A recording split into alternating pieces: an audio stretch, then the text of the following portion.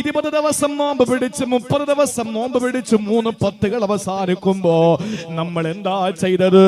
പകലന്തിയോളം നമ്മൾ പട്ടിണി കിടന്നിട്ട് നല്ല ചൂട് സമയത്ത് നമ്മുടെ വീടിന്റെ തീന്മേശയിൽ നല്ല ജ്യൂസ് ഇരിക്കുമ്പോൾ, നല്ല ശീതളപാനീയം ഇരിക്കുമ്പോൾ, തൊണ്ട വല്ലാതെ ദാഹിക്കുമ്പോൾ, പൈതാഹമടക്കാൻ മധുരമുള്ള പാനീയം നമ്മുടെ മുന്നിൽ ഇങ്ങനെ ഇരിക്കുമ്പോൾ അതെടുത്ത് പാനം ചെയ്യാൻ ഇല്ല, എന്റെ റബ്ബിന്റെ ആഗ്രഹമാണ് എനിക്ക് വലുതെന്ന് ചിന്തിച്ചുകൊണ്ട് എന്റെ ആഗ്രഹങ്ങൾക്ക് വില കൊടുക്കാത്തവനല്ലേ ഞാൻ.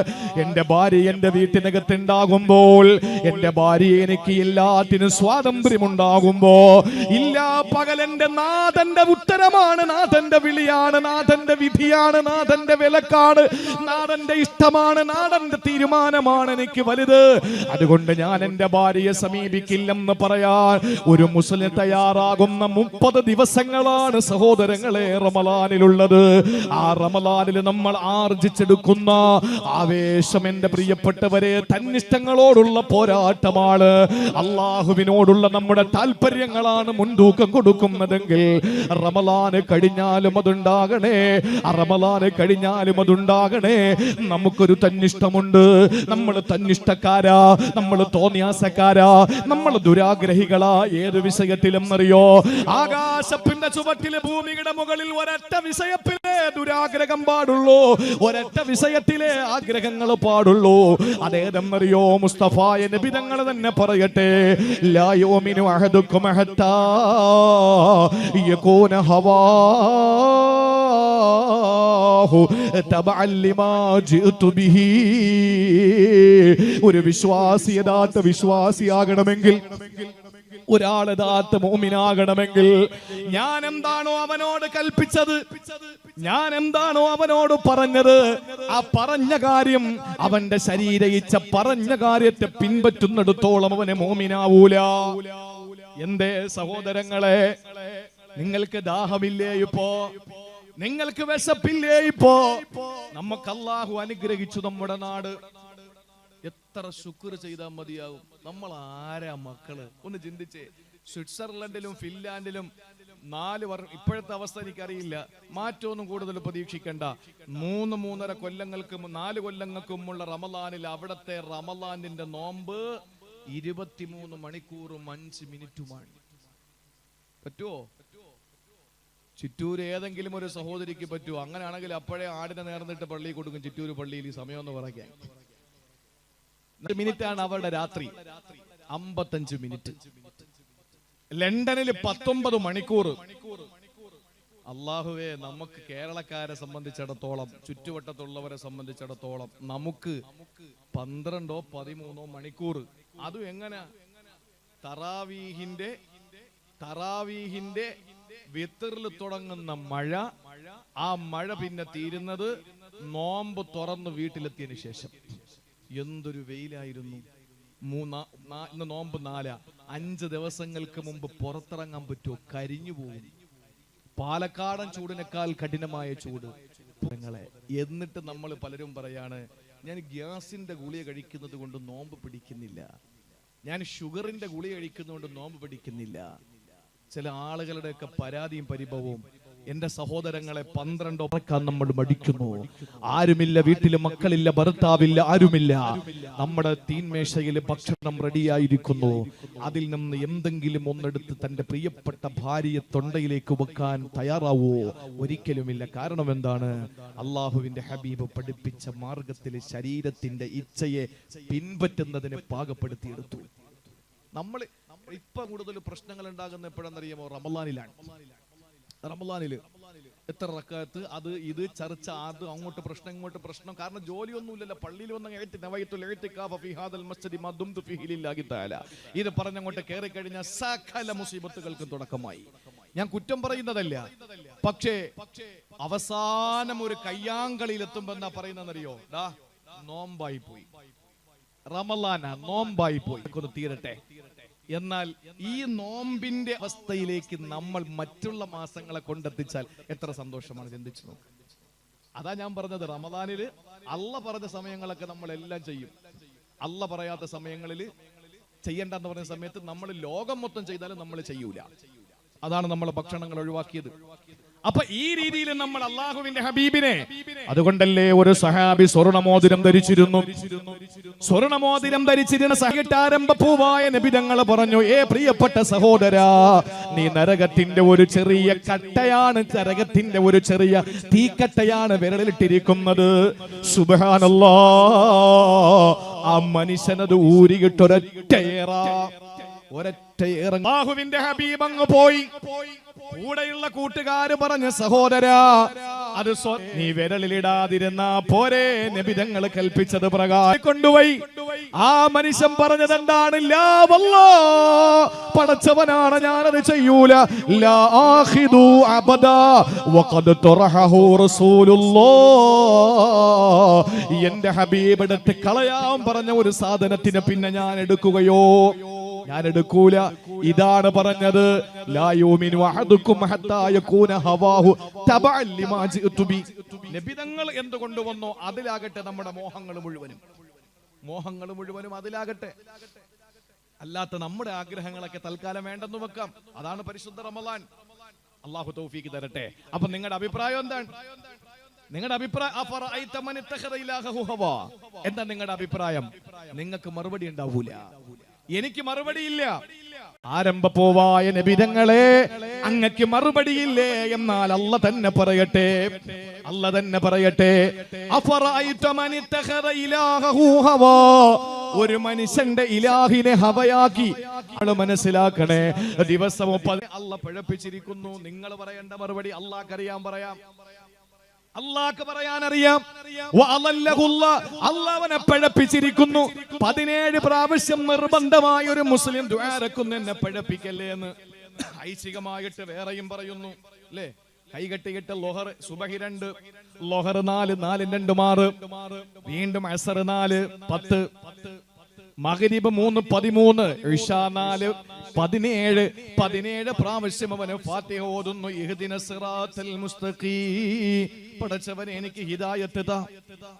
സിറാത്തൽ ലദീന അൻഅംത അലൈഹിം, നീ കരുണ ചൊരിഞ്ഞ നിഅമത്ത് ചൊരിഞ്ഞ ആളുകളുടെ വഴിയാണ് ഞാൻ ചോദിക്കുന്നത്.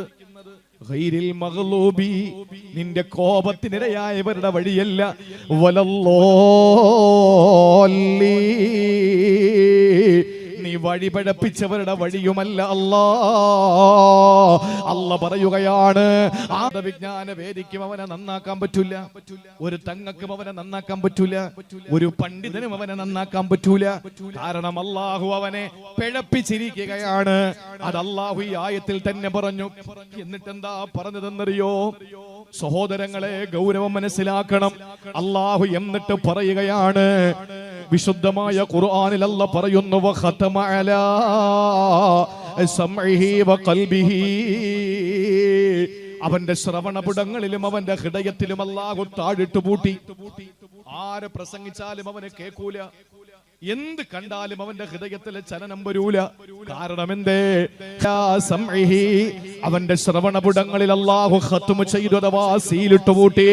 വഖൽബിഹി, അവന്റെ ഹൃദയത്തെ അല്ലാഹു താഴിട്ട് പൂട്ടി. വജഅല ബസരിഹി ഗിശാവാ, അവന്റെ കണ്ണുകളിൽ അല്ലാഹു വലിയ ഒരു മൂടി വെച്ച് പൂട്ടി വെച്ചു. അവനെ കാണാൻ പറ്റുന്നില്ല, അവനെ കേൾക്കാൻ പറ്റുന്നില്ല, അവന് ചിന്തിക്കാൻ പറ്റുന്നില്ല. കാണാത്ത, കേൾക്കാത്ത, ചിന്തിക്കാത്ത മനുഷ്യനെ അല്ലാഹു ഖുർആനിൽ പരിചയപ്പെടുത്തിയത് ഉലൈക കല്ലനആം, അവന് നാൽക്കാലികളെ പോലെയാണ്. അങ്ങനെ പറഞ്ഞാൽ ഈ വന്ന കാലത്ത് എരുമകൾ ചെന്ന് കേസ് കൊടുക്കും. ഉത്തരേന്ത്യയിലെ പശുവല്ലേ അവിടുത്തെ നേതാവ്, അതുകൊണ്ട് തന്നെ പശുക്കള് കേസ് കൊടുക്കും, കഴുത കേസ് കൊടുക്കും, ഒട്ടകം കേസ് കൊടുക്കും, നായ കേസ് കൊടുക്കും, പന്നി കേസ് കൊടുക്കും. അതുകൊണ്ട് അല്ലാഹു ഒരു സ്റ്റെപ്പ് കൂടി താഴെ ഇറങ്ങിയിട്ട് പറഞ്ഞു, ബൽഹും അളല്ല്, നായയേക്കാൾ, പന്നിയേക്കാൾ, കുതിരയേക്കാൾ, കഴുതയേക്കാൾ, മൃഗങ്ങളെക്കാൾ അവന് കഷ്ടമാണ്. എന്താ കാരണം? അവൻ കാണുന്നില്ല, കേൾക്കുന്നില്ല, ചിന്തിക്കുന്നില്ല. എന്താ കാരണം? തന്നിഷ്ടത്തെ ദൈവമാക്കി തന്നിഷ്ടത്തിന്റെ പിന്നാലെ പോയപ്പോ അല്ലാഹു ഖതമ അലാ സമഇഹി വഖൽബിഹി, ഹൃദയത്തിലും കേൾവിയിലും അല്ലാഹു തആല സീൽ വെച്ച് അങ്ങ് പൂട്ടിക്കഴിഞ്ഞു. ഇനി ഒരു പ്രസംഗം അവന് കേൾക്കാൻ പറ്റൂല, ഒരു ഉപദേശവും അവനെ നന്നാക്കൂല. അവന്റെ ഹൃദയത്തെയും അല്ലാഹു താഴിട്ട് പൂട്ടി. എന്നിട്ടോ വജഅല അലാ ബസരിഹി ഗിശാവാ, വലിയ ഒരു മൂടി കൊണ്ടുവന്ന് അവന്റെ കണ്ണും അങ്ങ് മൂടിക്കളഞ്ഞു. സുബ്ഹാനല്ലാഹ്, തീർന്നവന്റെ കാര്യം, അവന്റെ കാര്യം തീർന്ന്. എന്നിട്ടല്ല ഒരൊറ്റ ചോദ്യം കൂടെ ചോദിച്ചു, നിങ്ങൾ ഇനി ഏത് മന്ത്രവാദിയുടെ അടുത്ത് പോകും? നിങ്ങൾ ഏത് തങ്ങളെടുത്തു പോകും? നിങ്ങൾ ഏത് ഉസ്താദിന്റെ അടുത്ത് പോകും? നിങ്ങൾ ഏത് വഅദ് കേൾക്കാൻ പോകും? അതാണ് അല്ലാഹു ചോദിച്ചത്. അല്ലാഹു അല്ലാതെ പിന്നെ ആരാ അവനെ നന്നാക്കാനുള്ളത്? അല്ലാഹു അല്ലാതെ പിന്നെ അവൻ ആര് നന്നാക്കാനുണ്ട്? ഒരു മനുഷ്യരും അവനെ നന്നാക്കാൻ പറ്റൂല. അല്ലാഹു നമുക്ക് മനസ്സിലാക്കാനുള്ള തൗഫീഖ് തരട്ടെ. അഫലാ തദക്കറൂൻ, ചിന്തിക്കുന്നില്ലേ? നിങ്ങൾക്ക് ബോധമില്ലേ? അല്ലാഹു ചോദിക്കുകയാണ്. അതുകൊണ്ട് തീരുമാനമെടുത്തോ. എന്റെ ഇഷ്ടങ്ങൾക്ക് പുറമെ നമ്മളോട് ഒന്ന് ലാ യുകല്ലിഫുല്ലാഹു നഫ്സൻ ഇല്ലാ വുസ്അ, കഴിയാത്ത എന്തെങ്കിലും അല്ലാഹു പറഞ്ഞോ? അല്ലാഹു എന്തെങ്കിലും കഴിയാത്ത എന്തെങ്കിലും പറഞ്ഞോ? നിങ്ങളൊന്ന് ചിന്തിച്ചു നോക്ക്. ഈ നോമ്പ് അല്ലാഹു തആല 11 മാസവും നോമ്പ്, പിന്നെ ഒരു മാസം നോമ്പില്ല, അങ്ങനെ ആക്കിയിരുന്നെങ്കിൽ എന്താ അവസ്ഥ? 20 റക്അത്ത് തറാവീഹ് എന്നുള്ളത് തഹജ്ജുദിന്റെ സമയത്താക്കിയിരുന്നെങ്കിൽ എന്താ അവസ്ഥ? ഒന്ന് ആലോചിച്ച് നോക്ക്. റബ്ബ് നമുക്ക് കഴിയാത്ത എന്തെങ്കിലും പറഞ്ഞോ? എത്ര രസകരമായി നമ്മൾ നമസ്കരിക്കുന്നു, എത്ര ആനന്ദം, എത്ര സൗരഭ്യം, എത്ര സന്തോഷം. പതുക്കെ നമസ്കരിക്കണം, പതുക്കെ നമസ്കരിക്കണം, വേഗത കുറച്ച് നമസ്കരിക്കണം. അതല്പ സമയമെടുത്തായാലും കുഴപ്പമില്ല. അതിനാണല്ലോ തറാവീഹ് എന്ന് പറയുന്നത്. വിശ്രമിച്ചിട്ട് നമസ്കരിക്കണം. അതിനിടയിൽ ദിക്റുകളോ സ്വലാത്തുകളോ ഇസ്തിഗ്ഫാറുകളോ ഒക്കെ ചൊല്ലിയിട്ട് ആളുകൾക്കൊന്ന് വിശ്രമിച്ചിട്ട്. എന്റെ അള്ളാഹുവിന് സുബഹി ഒറ്റ സലാം, ളുഹർ ഒറ്റ സലാം, അസ്ർ ഒറ്റ സലാം, മഗ്രിബ് ഒറ്റ സലാം, ഇശാ ഒറ്റ സലാം, പെരുന്നാൾ ഒറ്റ സലാം, ജുമുഅ ഒറ്റ സലാം. അങ്ങോട്ടും ഇങ്ങോട്ടൊന്ന് മാറാനോ ഒക്കെ അവർക്കുള്ള അവസരം കൊടുത്തിട്ട് അങ്ങനെ നമ്മൾ നമസ്കരിക്കണം. ആ നമസ്കാരം നമ്മുടെ ഹബീബിന്റെ ചര്യയാണ്. അതിനാണ് മുൻതൂക്കം കൊടുക്കേണ്ടത്, അതിനാണ് വില കൽപ്പിക്കേണ്ടത്. ഇല്ലെങ്കിൽ എന്റെ പ്രിയപ്പെട്ട സഹോദരങ്ങളെ, നിങ്ങൾക്കറിയോ എന്താ സംഭവിക്കാൻ പോകുന്നത്? അള്ളാഹു നമ്മളെ പഴപ്പിച്ചിട്ട് നമ്മുടെ കാതിലും ഹൃദയത്തിലും അള്ളാഹു സീല് വെച്ചിട്ട് കണ്ണിനെ മൂടിക്കളഞ്ഞിട്ട് അള്ളാഹു അല്ലാതെ പിന്നെ ആർക്കും നമ്മളെ നന്നാക്കാൻ പറ്റാത്ത അവസ്ഥയിൽ അള്ളാഹു നമ്മളെ ഏറ്റവും വലിയ എളിഭ്യരാക്കി മാറ്റിക്കളയുമെന്ന് അള്ളാന്റെ പരിശുദ്ധ ഖുർആൻ. സഹോദരങ്ങളെ, സമയം അതിക്രമിക്കുകയാ. രണ്ട് അടയാളങ്ങൾ കൂടി ഞാൻ പറഞ്ഞിട്ട് അവസാനിപ്പിച്ചോ. ഈ ആയത്തിന്റെ തൊട്ടുടനെ അല്ലാഹു തആല 24, 25 ആയത്തുകളിലായി പറഞ്ഞ അടയാളങ്ങളുണ്ട്. ഈ പറയുന്ന രീതിയിൽ തന്നിഷ്ടത്തെ ദൈവമാക്കിയവന്റെ 2 അടയാളങ്ങൾ അല്ലാഹു പറഞ്ഞു. അതിൽ ഒന്നാമത്തെ അടയാളം ഏതെന്നറിയോ? ഈ പറയുന്ന അടയാളങ്ങൾ നിങ്ങളുടെ ജീവിതത്തിലുണ്ടെങ്കിൽ എന്റെ മുസ്ലിം സഹോദരാ, നമുക്കിവിടെ വെച്ച് അവസാനിപ്പിക്കാം. ഇവിടെ വെച്ച് നമുക്ക് പ്രതിജ്ഞ എടുക്കാം. നല്ല രാവുകളാ നമ്മുടെ മുന്നിലുള്ള സമയത്തുള്ള പ്രാർത്ഥന അല്ല കേൾക്കുമെന്നാണ്. ഒരിക്കലും അല്ല തള്ളിക്കളയൂല. 2 അടയാളങ്ങൾ അല്ല പറഞ്ഞതിൽ ഒന്നാമത്തേത് ഏതെന്നറിയോ? വഖാലൂ മാഹിയാതുന ദുനിയാ. തന്നിഷ്ടക്കാര് പറയുന്നത് എന്തെന്നറിയോ? അവരുടെ അടയാളങ്ങളെ തിരിച്ചറിയാനുള്ള അടയാളങ്ങളിൽ ഒന്ന്, അവരെപ്പോഴും പറയുന്നത് ഈ ഒരു ജീവിതം മാത്രമേ ഉള്ളെന്നാ. ഈ ഒരു ജീവിതം മാത്രമേ ഉള്ളൂ, പരലോകമെന്ന് പറയുന്നൊരു ജീവിതമില്ല. ഇവിടെ കുറെ ആളുകൾ മരിക്കുന്നു, കുറെ ആളുകൾ വീണ്ടും ജീവിക്കുന്നു, കുറെ ആളുകൾ മരിക്കുന്നു, കുറെ ആളുകൾ ജീവിക്കുന്നു, അല്ലാതെ പരലോകം എന്ന് പറയുന്ന ഒരു ലോകമില്ല. എന്നിട്ട് അല്ലാഹു പറയുകയാണ്, വമാ യുഹ്ലികുനാ ഇല്ലദ്ദഹ്റു, വമാ യുഹ്ലികുനാ ഇല്ലദ്ദഹ്റു. അവരുടെ ന്യായം എന്തെന്നറിയോ? എന്നെ ഇങ്ങനെ പഴപ്പിച്ചത് കാലമാണ്, ഇങ്ങനെ ഞാൻ മാറിപ്പോയത് കാലമാണ്, എന്റെ ഗൾഫ് ലോകമാണ് എന്നെ ഇങ്ങനെ ആക്കിയത്. എന്നെ കള്ളു കുടിപ്പിച്ചത് ആരെന്നറിയോ? എന്റെ ഗൾഫ് യാത്രയാണ് എന്നെ കള്ളു കുടിപ്പിച്ചത്. എന്നെ മോശക്കാരനാക്കിയത് എന്റെ ഏറ്റവും വലിയ പ്രവാസ ജീവിതമാണ്. ഇതൊക്കെ പറഞ്ഞുകൊണ്ട് കാലത്തെ തെറി വിളിക്കുന്നവർ, കാലത്തെ ആക്ഷേപിക്കുന്നവര്, അല്ലാഹു പറയുന്നു വമാലഹും ബിദാലിക മിൻ ഇൽം, അവർക്ക് ഇതിനെപ്പറ്റി യാതൊരു വിവരവുമില്ല. റമളാൻ മാസം അങ്ങോട്ട് കഴിയുമ്പോ ഒരു വലിയ പേമാരി അവസാനിച്ചതുപോലെ ആളുകളുടെ ഒഴുക്കങ്ങോട്ട് നിലച്ചാലുണ്ടല്ലോ, റമളാൻ കഴിഞ്ഞാലും നമ്മുടെ ജീവിതം റമളാൻ പോലെ ആക്കിയെടുക്കാൻ വേണ്ടിയിട്ടാണ് ഞാൻ ഈ പറയുന്നത്. നമ്മുടെ വിലകൾക്കൊന്നും റബ്ബിന്റെ വിലയുടെ മുന്നിൽ, അവന്റെ തീരുമാനങ്ങൾക്ക് മുമ്പിൽ ഒരു വിലയും കൽപ്പിക്കാൻ പാടില്ല. നമ്മൾ അള്ളാഹുവിനെയാണ് ദൈവമാക്കേണ്ടത്, അല്ലാതെ നമ്മുടെ തന്നിഷ്ടങ്ങളെ അല്ല. ഇത് നമ്മൾ ശ്രദ്ധിക്കേണ്ട കാര്യമാണ്. അള്ളാഹു തൗഫീഖ് നൽകി അനുഗ്രഹിക്കുമാറാവട്ടെ. ഒരിക്കൽ മഹാനായ ജാബിർ റളിയല്ലാഹു തആല അൻഹു, എത്രത്തോളം ഇതിന് ഗൗരവമുണ്ടെന്നറിയോ? ജാബിർ റളിയല്ലാഹു തആല ഒരു ദിവസം എന്തോ കയ്യിലൊരു പൊതിയുമായിട്ട് വരികയാ. ആ സമയത്ത് എതിർഭാഗത്ത് നിന്ന് സയ്യിദുനാ ഉമറുൽ ഫാറൂഖ് റളിയല്ലാഹു തആല അൻഹു വരുമ്പോൾ ജാബിർ റളിയല്ലാഹു അൻഹുവിന്റെ കയ്യിൽ എന്തോ പൊതിയിരിക്കുന്നത് കണ്ടപ്പോ ഉമർ റളിയല്ലാഹു അൻഹു ചോദിച്ചു, ജാബിറേ, എന്താണ് നിന്റെ കയ്യിലിരിക്കുന്നത്? അള്ളാഹുവിന്റെ ഹബീബിന്റെ പ്രിയപ്പെട്ട സദീർത്തിന്മാരാണ് സഹാബത്താ. ജാബിർ റളിയല്ലാഹു അൻഹു പറഞ്ഞു, ഉമർ തങ്ങളെ, എന്റെ കയ്യിലിരിക്കുന്നത് കുറച്ച് മാംസമാണ്, കുറച്ച് ഇറച്ചി വാങ്ങിക്കൊണ്ട് വരികയാണ് നബിയേ. ഒരുപാട് നാളത്തെ മോഹമാണ്, ഒരുപാട് നാളത്തെ ആഗ്രഹമാ. വീട്ടിൽ കുറച്ച് ഇറച്ചി പാകം ചെയ്യണമെന്ന കൊതിയാണ്. എനിക്കും എന്റെ പ്രിയപ്പെട്ട മക്കൾക്കും എന്റെ ഭാര്യയ്ക്കും കഴിക്കാൻ കുറച്ച് ഇറച്ചി മാംസം പാകം ചെയ്യണമെന്ന ആഗ്രഹം തുടങ്ങിയിട്ട് നാളേറെയായി. ഇന്നാണ് ഒന്ന് ഒത്തുകിട്ടിയത്. അതുകൊണ്ട് ഞാൻ കുറച്ച് ഇറച്ചി വാങ്ങിക്കൊണ്ട് വന്നു എന്ന് പറഞ്ഞപ്പോൾ എന്താണ് ഉമറുൽ ഫാറൂഖ് റളിയല്ലാഹു അൻഹു പറഞ്ഞതെന്നറിയോ? ഉമറുൽ ഖത്താബ് റളിയല്ലാഹു തആല അൻഹു ജാബിർ തങ്ങളോട് പറയുകയാണ്, ഓ ജാബിറേ, ആഖിറത്തിൽ നിനക്കൊന്നും വേണ്ടേ? ആഖിറത്തിൽ നിനക്കൊന്നും വേണ്ടേ? ഇവിടെ ആഗ്രഹിക്കുന്നതിന്റെ പിന്നാലെ നീ പോവുകയാണോ? ഇവിടെ ആഗ്രഹിക്കുന്നതെല്ലാം നേടിയെടുക്കാൻ നീ മത്സരിക്കുകയാണോ? നാളെ പടച്ചവന്റെ കോടതിയിലെത്തുമ്പോ എല്ലാ ആഗ്രഹങ്ങളും ദുനിയാവിൽ പൂർത്തീകരിച്ചു എന്ന് പടച്ചവൻ പറഞ്ഞാൽ പിന്നെ എന്ത് ചെയ്യും ജാബിറേ? പരലോകത്തിന്റെ അവസ്ഥ എന്താകും ജാബിറേ?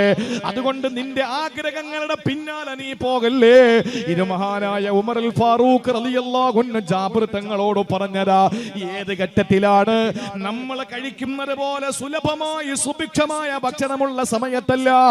മാസങ്ങളായ മോഹമാണ്. പ്രിയപ്പെട്ട ഭാര്യയ്ക്കും മക്കൾക്കും കുറച്ച് ഇറച്ചി കിട്ടിയിരുന്നെങ്കിൽ തിന്നാനുള്ള കൊതി കൊണ്ട് ആ കൊതി കിട്ടുന്ന അവസരത്തിൽ വാങ്ങിക്കൊടുക്കാമെന്ന് പൊന്നുമക്കളോട് വാക്കു പറഞ്ഞപ്പോ തന്റെ പിതാവിന്റെ ഉത്തരവാദിത്വം നിർവഹിച്ചുകൊണ്ട് ഒരു പൊതിയിൽ മാംസവുമായി കടന്നു വരുന്ന ജാബിറിനോട്, ജാബിറെ, ആഗ്രഹിക്കുന്നതിന്റെ പിന്നാലെ പോകല്ലേ. ആലോചിച്ചു നോക്കൂ, ജീവിതത്തിൽ അവരൊക്കെ അനുഭവിച്ച ഇത് ഉമർ റളിയല്ലാഹു അൻഹുവിന്റെ വെറും പ്രസംഗത്തിൽ മാത്രമല്ല. ഇത് വെറും പ്രസംഗത്തിൽ മാത്രമല്ല. നിങ്ങൾ ചിന്തിക്കണം, ഒരു മനുഷ്യൻ ഏറ്റവും കൂടുതൽ അവന്റെ ശരീര ഇച്ഛയെ, അവന്റെ ദുരാഗ്രഹങ്ങൾക്ക് വില കൽപ്പിക്കേണ്ടത് അല്ല, വില കൽപ്പിക്കാൻ പാടില്ലാത്തത് എപ്പോഴെന്നറിയോ? അധികാരം കൈ കിട്ടുമ്പോഴാണ്. അധികാരം കൈ കിട്ടുമ്പോഴാണ്. ഇപ്പൊ ഞാനിപ്പോ ഒരു അധികാരിയാണ്. ഒരു നാടിന്റെ, ഒരു പഞ്ചായത്തിന്റെ, ഒരു വാർഡിന്റെ, ഒരു സംസ്ഥാനത്തിന്റെ, ഒരു രാജ്യത്തിന്റെ ഒരു വലിയ ഉത്തരവാദിത്വം എന്റെ കൈ കിട്ടിയാൽ ഞാൻ എന്താണ് ചിന്തിക്കുന്നത്, തീരുമാനിക്കുന്നത്, അതുപോലെയല്ലേ ലോകത്ത് നടക്കുള്ളൂ. നിങ്ങൾ നോക്ക്, ഇപ്പൊ ഡീസലിനും പെട്രോളിനും ഒക്കെ വില കൂടി, പാചകവാതകത്തിന് വില കൂടി. ആരാ മിണ്ടാനുള്ളത്? ആരും മിണ്ടാനുണ്ട്? ഇന്നെത്ര? 138 രൂപ. ശരി, അടി, 1 ലിറ്റർ അടിക്കുകയാണ്. നാളെ എത്ര? 142. അടിച്ചോ. ആർക്കും ഒരു പരാതിയില്ല, ഒരു പരിഭവമില്ല. തോന്നിയാസം പോലെ ഭരണം നടത്തിക്കൊണ്ടിരിക്കുമ്പോ രാജ്യത്തിന്റെ വിവിധ സംസ്ഥാനങ്ങളിൽ അള്ളാഹുവിന്റെ പള്ളിയുടെ മിനാരത്തിൽ നിന്ന് ബാങ്ക് മുഴക്കാനുള്ള സ്വാതന്ത്ര്യം പോലും നിഷേധിക്കപ്പെടുന്ന ഈ കാലഘട്ടത്തിൽ ഏറ്റവും കൂടുതൽ സൂക്ഷിക്കേണ്ടത് ഭരണാധികാരികളാണ്. തന്നിഷ്ടങ്ങളെ സൂക്ഷിക്കേണ്ടത്. ഞാൻ ഉമർ റളിയല്ലാഹുവിന്റെ കാര്യം പറഞ്ഞപ്പോൾ ഓർത്തിട്ട് ഞാൻ പറയാൻ, ഉമറുൽ ഫാറൂഖ് റളിയല്ലാഹു അൻഹു മദീനയുടെ ഭരണാധികാരിയായിരിക്കുമ്പോ സ്റ്റേറ്റിൽ ഗവർണർമാരെ നിശ്ചയിച്ചു. നിങ്ങൾ ആലോചിക്കണം, ഓരോ സ്റ്റേറ്റിലും ഗവർണർമാരെ നിശ്ചയിച്ചു. അങ്ങനെ മിസ്റിന്റെ ഗവർണറായിരുന്ന അംർ ഇബ്നുൽ ആസ് റളിയല്ലാഹു തആല അൻഹു ഈജിപ്തിന്റെ ഗവർണറാണ്. ഗവർണർക്ക് ഉത്തരവാദിത്വമുണ്ട്. സെൻട്രൽ ഗവൺമെന്റിനെ ഇവിടത്തെ കാര്യങ്ങൾ എത്തിച്ചു കൊടുക്കണം, അതാണ് ഡ്യൂട്ടി. അപ്പൊ ആ ഡ്യൂട്ടി നിർവഹിച്ചുകൊണ്ട് അംർ ഇബ്നുൽ ആസ് റളിയല്ലാഹു തആല അൻഹു നിയമിക്കുന്നതിന് മുമ്പ് മറ്റൊരു ഗവർണറെ മദീനയുടെ ഭരണാധികാരി ഉമറുൽ ഫാറൂഖ് റളിയല്ലാഹു അൻഹു നിയമിച്ചു. നിങ്ങൾ ആലോചിക്കണം, ഉമർ റളിയല്ലാഹു അൻഹുവിന്റെ അടുക്കൽ ഒരു പരാതി എത്തി. ഉമർ റളിയല്ലാഹു അൻഹു പരാതിയെ പറ്റി പഠിക്കാൻ തീരുമാനിച്ചു. അങ്ങനെ പരാതി പഠിച്ചപ്പോൾ അത് ശരിയാണെന്ന് ബോധ്യപ്പെട്ടപ്പോൾ ഗവർണറെ സ്ഥലം മാറ്റം ചെയ്തു, നീക്കം ചെയ്തു. സ്ഥലം മാറ്റമല്ല, നീക്കം ചെയ്തു. ഇനി നീ ഗവർണറായിട്ട് ഇരിക്കരുത്. അദ്ദേഹം ചോദിച്ചു, എന്ത് തെറ്റാണെന്ന് എനിക്ക് അറിയേണ്ട ബാധ്യത എനിക്കുണ്ട്. എന്നെ ഗവർണർ സ്ഥാനത്ത് നിന്ന് മാറ്റുന്നത് എന്തിനാണെന്ന് അറിയേണ്ട ഉത്തരവാദിത്വം എനിക്കുണ്ട്. ഇല്ലെങ്കിൽ നാളെ ഞാൻ റബ്ബിന്റെ മുന്നിൽ പറയുമെന്ന് പറഞ്ഞപ്പോ ഉമർ തങ്ങളെ റബ്ബെന്ന് കേട്ട പിന്നെ വേറെ അപ്പീലൊന്നും ഇല്ലല്ലോ. ഉമർ റളിയല്ലാഹു അൻഹു പറഞ്ഞു, പറയാം, ഒറ്റ കാരണമേ ഉള്ളൂ നിന്നെ ഞാൻ ഗവർണർ സ്ഥാനത്ത് നിന്ന് മാറ്റാൻ കാരണം. എന്താണ്? നീ നിന്റെ മക്കൾക്ക് മുത്തം കൊടുക്കുന്നില്ല, അത്ര തന്നെ. സുബ്ഹാനല്ലാഹ്. ഇന്നുള്ള ഭരണാധികാരികളെടുത്തെങ്ങാൻ ഇത് പറഞ്ഞാൽ മനസ്സിലാവുമോ? നീ നിന്റെ മക്കൾക്ക് ചുംബനം കൊടുക്കുന്നില്ല, അതാണ് പരാതി. അതും ഭരണവും തമ്മിൽ എന്താ ബന്ധം? ഉമർ റളിയല്ലാഹു അൻഹു പറഞ്ഞു, ദീർഘവീക്ഷണത്തോടെ പറഞ്ഞു, സഹോദരാ, സ്വന്തം മകനെ ചുംബിക്കാത്തവന് എങ്ങനെയാണ് ആരാന്റെ മക്കളോട് കരുണ കാണിക്കുക? സ്വന്തം മകനെ ചുംബിക്കാത്തവൻ എങ്ങനെയാണ് അയൽപക്കത്തുള്ള മക്കളോട് കരുണ കാണിക്കുക? സ്വന്തം ചോരയിലുണ്ടായ കുഞ്ഞിനോട് കരുണയില്ലാത്തവന് എങ്ങനെയാണ് ആരാന്റെ മക്കളോട് കരുണ കാണിക്കുക? അതുകൊണ്ട് നീ നിന്റെ ഭരണീയരോട് സ്നേഹം കാണിക്കില്ല എന്ന് ഞാൻ ഭയപ്പെടുന്നു, നിന്നെ ഞാൻ മാറ്റിയിരിക്കുന്നു. സഹോദരങ്ങളെ, ചിന്തിച്ചു നോക്കണേ. ഈ ഉമറുൽ ഫാറൂഖ് റളിയല്ലാഹു തആല അൻഹു ഏറ്റവും വലിയ ഉത്തരവാദിത്വം ഏറ്റെടുക്കുന്ന ഭരണാധികാരികളാണ്. ഏറ്റവും കൂടുതൽ തന്നിഷ്ടങ്ങളെ സൂക്ഷിക്കേണ്ടത് അതാണ് ഏറ്റവും വലിയ ഉദാഹരണമായി നമ്മുടെ മുന്നിലുള്ളത്. അല്ലാഹു പറഞ്ഞല്ലോ, മഹാനായ സയ്യിദുനാ ദാവൂദ് നബി അലൈഹിസ്സലാം, ദാവൂദ് നബി അലൈഹിസ്സലാം ഭരണാധിപനായി ചാർജ് എടുക്കുമ്പോ അല്ലാഹു ദാവൂദ് നബിയോട് വിളിച്ചിട്ട് പറഞ്ഞതെന്നറിയോ? നല്ല ഭരണം നടത്തണമെന്നല്ല, കിട്ടുന്ന ആളുകളൊക്കെ മുസ്ലിമീങ്ങളാക്കണമെന്നല്ല. ദാവൂദ് നബി എന്ന ഒരു പ്രവാചകനോട് അല്ലാഹുവിന്റെ കൽപ്പന എന്താ? സൂറത്ത് സ്വാദിലൂടെ അല്ലാഹു പറഞ്ഞല്ലോ, യാ ദാവൂദ് ഇന്നാ ജഅൽനാക ഖലീഫതൻ ഫിൽ അർള് ഫഹ്കും ബൈനൻ നാസി ബിൽ ഹഖ് വലാ തത്തബിഇൽ ഹവാ. ദാവൂദ് നബിയെ, ഇന്നാ ജഅൽനാക ഖലീഫതൻ ഫിൽ അർള്, നിങ്ങളെ ഞാൻ ഭൂമിയുടെ ഖലീഫയാക്കിയിരിക്കുകയാണ്, എന്റെ പ്രതിനിധിയാക്കിയിരിക്കുകയാണ്. ഭരണം നടത്തേണ്ടത് നിങ്ങളാ. പക്ഷേ നിങ്ങൾ സൂക്ഷിക്കേണ്ട രണ്ട് കാര്യങ്ങളുണ്ട്. എന്തെന്നറിയോ? ഫഹ്കും ബൈനൻ നാസി ബിൽ ഹഖ്, ഒന്ന് ജനങ്ങളോട് നീതിപൂർവ്വം നിങ്ങൾ വിധി നടപ്പിലാക്കുക, നീതിയുടെ പക്ഷത്ത് നിങ്ങൾ നിൽക്കണേ ദാവൂദ് നബിയെ. രണ്ടാമത്തേത് വലാ തത്തബിഇൽ ഹവാ, തന്നിഷ്ടങ്ങൾക്ക് പിന്നാലെ പോകല്ലേ. ജനങ്ങളുടെ ഉദ്ദേശം നിങ്ങൾ മനസ്സിലാക്കണം, ജനങ്ങളുടെ ക്ഷേമം നിങ്ങൾ മനസ്സിലാക്കണം, ജനങ്ങളുടെ താല്പര്യം കൂടി നിങ്ങൾ വില കൽപ്പിക്കണേ. അല്ലാതെ നിങ്ങളുടെ ഇഷ്ടത്തിനൊട്ട് നിങ്ങൾ പ്രവർത്തിക്കല്ലേ. അങ്ങനെയാണെങ്കിൽ അല്ലാഹു കാണിച്ചു തന്ന സൽപന്താവിൽ നിന്ന് നിങ്ങൾ വിദൂരത്തായി പോകും നബിയെ. സഹോദരങ്ങളെ, സൂക്ഷിക്കണേ. അതാണ് മഹാനായ ഉമറുൽ ഫാറൂഖ് തങ്ങൾ ജാബിർ തങ്ങളോട് പറഞ്ഞത്. ഈ ദുനിയാവിലെ എല്ലാ ആഗ്രഹങ്ങളും നടത്താൻ വേണ്ടിയിട്ട് നീ മത്സരിക്കുമ്പോ നാളെ പടച്ചവന്റെ കോടതിയിലെത്തുമ്പോ ജാബിറേ, ഈ ദുനിയാവിലെ നിന്റെ മോഹങ്ങളെല്ലാം അവസാനിച്ചു എന്ന് അല്ല പറഞ്ഞാലോ? ഇതൊരിക്കലും ഈ മഹാനായ ഉമർ തങ്ങളുടെ പ്രസംഗം മാത്രമായിരുന്നില്ല, പ്രാക്ടിക്കലായി ഉമർ റളിയല്ലാഹു അൻഹു കാണിച്ചു കൊടുത്തു. ഉമർ റളിയല്ലാഹു അൻഹു പ്രാക്ടിക്കലായി കാണിച്ചു കൊടുക്കുന്ന ആളായിരുന്നു. നിങ്ങൾക്കറിയോ, ഒരു ദിവസം മഹാനായ ഉമറുൽ ഫാറൂഖ് റളിയല്ലാഹു തആല അൻഹു ഒരു സദ്യ ഉണ്ടാക്കിയിട്ട് ക്ഷണിച്ചു. ആരെയെന്നറിയോ? മഹാനായ ഹഫ്സ് ബിനുൽ ആസ് റളിയല്ലാഹു തആല അൻഹുവിനെ. ഹഫ്സ് ബിൻ അബിൽ ആസ് റളിയല്ലാഹു അൻഹുവിനോട് പറഞ്ഞു, ഇന്ന് എന്റെ വീട്ടിൽ നിന്ന് ഭക്ഷണം കഴിക്കാമൊന്ന് വരണേ. സ്വാഭാവികമായി ഒരു വീട്ടിൽ നമ്മളെ ഭക്ഷണത്തിന് ക്ഷണിക്കുമ്പോ നല്ല ഭക്ഷണമല്ലേ കൊടുക്കേണ്ടത്? ഹഫ്സ് ബിൻ അബിൽ ആസ് റളിയല്ലാഹു തആല അൻഹു സന്തോഷത്തോടെ ഉമർ തങ്ങളുടെ വീട്ടിലേക്ക് സദ്യ കഴിക്കാൻ വേണ്ടി പോകുന്നു, വിരുന്ന് സൽക്കാരത്തിന് വേണ്ടി പോവുകയാ. അവിടെ എത്തുമ്പോ സുബ്ഹാനല്ലാഹ്, ഉമർ റളിയല്ലാഹു അൻഹു പറച്ചില് മാത്രമല്ലെന്ന് പറയാനാ ഞാനിത് പറയുന്നത്. ഉമർ റളിയല്ലാഹു അൻഹുവിന്റെ വീട്ടിലേക്ക് കടന്നു ചെല്ലുമ്പോ മഹാനായ ഹഫ്സ് ബിൻ അബിൽ ആസ് റളിയല്ലാഹു തആല അൻഹുവിന്റെ മുന്നിൽ കഴിക്കാൻ വേണ്ടി കൊണ്ടുവച്ചതും എന്തെന്നറിയോ? പച്ചവെള്ളവും 2 ഉണങ്ങിയ റൊട്ടിയുമാണ്. പച്ചവെള്ളവും 2 ഉണങ്ങിയ റൊട്ടിയും അതുകൊണ്ട് വെച്ചു. മഹാനായ ഉമർ റളിയല്ലാഹു അൻഹു മാറി നിന്നപ്പോ ഹഫ്സ് ബിൻ അബിൽ ആസ് റളിയല്ലാഹു അൻഹു ഉമർ തങ്ങളുടെ മുഖത്ത് നോക്കിയിട്ട് ചിരിച്ചിട്ട് പറഞ്ഞു, ഉമറേ, ഉമറേ, ഇതിനേക്കാളും നല്ലത് എന്റെ വീട്ടിലുണ്ടല്ലോ, ഇതിനേക്കാളും നല്ലത് എന്റെ വീട്ടിലുണ്ടല്ലോ ഉമറേ. അതുകൊണ്ട് ഞാൻ അവിടെ ഇരുന്ന് കഴിക്കൂലായിരുന്നോ? എന്നെ ഇത്ര ധൃതിപ്പെട്ട് എന്തിനാണ് സദ്യ കഴിക്കാൻ വേണ്ടി വിളിച്ചത്? പറ്റിക്കുകയാണോ, കളിയാക്കുകയാണോ? ഉമർ റളിയല്ലാഹുവിന്റെ മറുപടി എന്തായിരിക്കും? ഉമർ റളിയല്ലാഹു അൻഹു ചോദിച്ചു, എന്റെ ഹഫ്സ് ബിൻ അബിൽ ആസേ, നീ എന്താ ആഗ്രഹിച്ചത്? നല്ല ഇളം പ്രായമുള്ള ഒരു നെയ്യാടിനെ അറുത്തിട്ട് അതിന്റെ ചെറിയ പീസ് ഇറച്ചിയും അതുപോലെ ഗോതമ്പിനെ നല്ല പൊടിച്ചെടുത്തിട്ട് നല്ല നേർമയായ ഗോതമ്പ് റൊട്ടിയും തിത്തിരപ്പക്ഷിയുടെ കണ്ണിന്റെ നിറമുള്ള മുന്തിരിയെടുത്ത് വെള്ളത്തിലിട്ട് ഇളമാനിന്റെ ചോരയുടെ നിറമുള്ള പാനീയവുമാണോ നീ കൊതിച്ചത്? ഉമർ റളിയല്ലാഹു അൻഹുവിന്റെ ചോദ്യം ഇതാണ്. ഹഫ്സ് ബിൻ അബുൽ ആസേ, നീ എന്താ ആഗ്രഹിച്ചു വന്നത് ഉമറിന്റെ വീട്ടില്? നീ നിനക്ക് തന്ന റൊട്ടിയും നിനക്ക് തന്ന പച്ചവെള്ളവും നിനക്ക് സ്വീകരിക്കാൻ കഴിയില്ല. നീ പറയുന്നു ഇതിനേക്കാളും നല്ലത് വീട്ടിലുണ്ടെന്ന്. നീ എന്താഗ്രഹിച്ചുകൊണ്ടാണ് വന്നത്? ഇളമാടിന്റെ നെയ്യാടിന്റെ ഇറച്ചിയാണോ നീ കൊതിച്ചത്?